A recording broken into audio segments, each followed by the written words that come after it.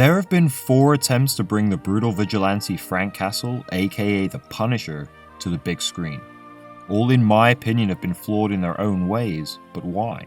Which was the best Punisher? And who embodies him best? The core for me, the essence of the Punisher, is the idea that really in many ways he is a psychopath. He murders hundreds, if not thousands of criminals, in spectacularly brutal fashion. He has no superpowers or even any particularly special abilities outside of his wartime training and above average strength. What makes him who he is that violence is always there in him, bubbling under the surface. In the Garth Ennis Punisher run, arguably the most lauded of the character, he literally gave over his humanity in Vietnam, becoming something else, becoming the Punisher. He is born from a deal with the devil, from a voice in his head. He is nothing if not a psychopath. He's angry, dangerous, psychotic, but in some ways necessary. And that is what makes him interesting. The best portrayal, by Jon Bernthal in Daredevil, has Castle as someone who is totally unhinged, as a force to be reckoned with that cannot be stopped. A wild animal unleashed on a criminal underworld. Bernthal's Punisher bubbles with violence, as if it runs in his blood. Being near him feels dangerous and uncomfortable, as if at any moment he may lose it and tear the room apart, and anyone inside it. He's a time bomb, ready to explode.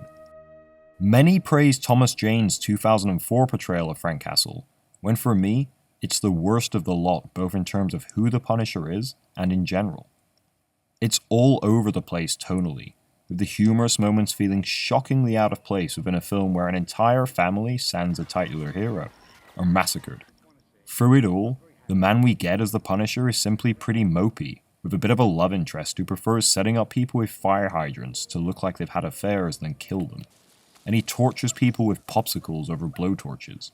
In the 1989 Dolph Lundgren film, he leaves someone to be stretched to death on a rack, whilst here, Jane literally uses a popsicle. Say what you will about the Lundgren version, at least they tried to get the character right. This Gotta hate this job. Is not the Punisher.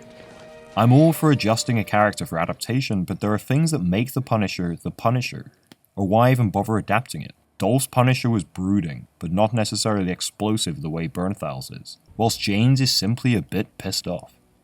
There's a sort of half-decent action scene toward the end of the film, but other than that, nothing to really recommend either the 2004 film or Jane's go at the character. I'm not going to go into Dirty Laundry, the fan film short that starred Thomas Jane, as frankly, it's terrible and also unofficial. What I like about the 89 film is that save for a bit in the middle where he shoots up a casino but none of the people inside it, the movie is pretty pure Punisher being Punisher. We don't see the skull used, which is a shame, except for on his knives, but as far as an adaptation of how the character was in the comics at the time, it's pretty faithful tonally and Dolph felt and looked great in the role. He kills without question and clearly has some issues. This takes me to Punisher Warzone, directed by Lexi Alexander in 2008. Only marginally better than the Lundgren film with a whole host of problems mainly stemming from incomprehensible action and atrocious CGI that I went to in an earlier breakdown episode, it does have one redeeming factor: Ray Stevenson. He looks and feels more like the character than the other cinematic adaptations, and were it not for Jon Bernthal's recent TV take on Castle, this would be by far the most effective portrayal. He's intense and incredibly violent, sticking rigidly to his own code, never failing to execute his mark. This is actually something this film does better than the show. Stevenson is very, very good at his job. We hear about many of Bernthal's skills, but only see them much later into the show and often used in self-defense. He even says, "You hit him and they get back up, I hit him and they stay down!" and yet he often misses targets, or fails to shoot them at all. One thing Warzone does at times that feels out of place is the lack of efficiency the character displays. Why is this the most efficient way to kill a lot of bad guys? Sure, it looks cool, but really? The great thing about Stevenson is that he feels dangerous. Sure, you could approach him, and he might not go for you, but would you really want to take the risk? The characters in the film are forced, save for Microchip, to be near him. They don't particularly feel comfortable near Frank, and you can understand why, unlike the comedy flatmates in the Thomas Jane film. In the end, Frank is a mass murderer. He's way past an anti-hero, and psychologically he is fascinating. He is guilty of his crimes. He's not a nice person. Bernthal portrays that better than the rest. The only problem with his take is the Daredevil show around him. It doesn't really fit the version of the character Bernthal has chosen to play. Bernthal has said that he used the Garth Ennis Punisher as his touchstone, and you can feel that, but we don't actually see him do much punishing. Making him something of a villain You're one bad day away from being me. is a fantastic choice, but he's actually not committed that many acts of vigilantism. Most of what we see is revenge. The show is very much an origin, but the way Bernthal's character talks and the way the other characters in the world feel about him, you feel like he's been doing this for years, when in the narrative of the show, he's pretty new to it.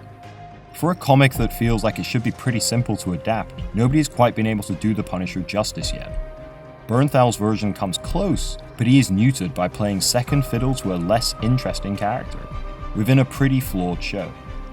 Hopefully, Netflix will make more of him as Daredevil goes on. Perhaps they may even give him his own show. He definitely deserves it. He is psychologically a very interesting figure, and with Bernthal playing the character the way he has been, but in a show able to give him the time he deserves to fully flesh out who Frank Castle is, we may yet get an adaptation that the Punisher deserves. Bang.